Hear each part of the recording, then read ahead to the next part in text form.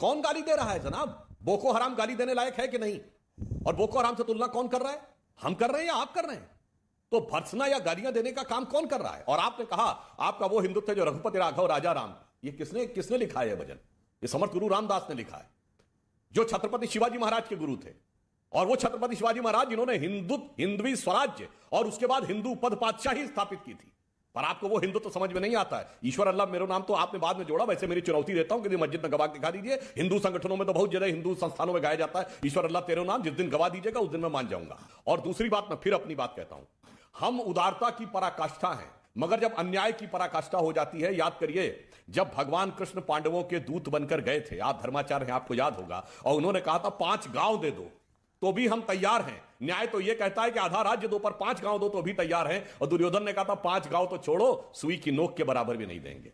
तब भगवान कृष्ण ने अपना विराट रूप दिखाया था, 2 बार दिखाया है, एक बार उस समय और एक बार अर्जुन के समय। और तब उन्होंने क्या कहा था?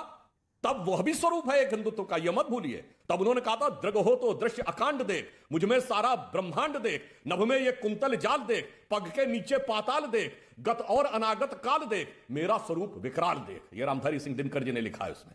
इसलिए मैं ये कहना चाहता हूं, जब सुई की नोक के बराबर भी देने की, और ये मैंने क्यों कहा कि जब आपकी सरकार रहेगी और वो शाहबानो केस में निर्णय लेगी कि शरिया के मामले में सर्वोच्च न्यायालय को सुई की नोक के बराबर भी बोलने का हक नहीं है, और अगर वो बोल देगा तो धर्म को, मजहब को संविधान से ऊपर रखने के लिए संविधान बदल देंगे। और वही सरकार 1 साल के बाद कहेगी कि हमारे भगवान कहां पैदा हुए हैं, इस पे हमें सुई की नोक के बराबर बोलने का हक नहीं है, यह न्यायालय में प्रूव करना पड़ेगा। और आपके नेता मणिशंकर अय्यर बोलेंगे 10,000 कमरे थे तो किस कमरे में हुआ, यह साबित करो। आपके वो इतिहासकार बोलेंगे अयोध्या ये थी नहीं कि यह साबित करो। फिर आपकी सरकार कहेगी राम तो थे ही नहीं, ये काल्पनिक थे, ये साबित करो। ये अन्याय की वो पराकाष्ठा है जिसका कि उल्लेख आचार्य जी, लेकिन है। इसलिए हम तो अंतिम समय तक उदार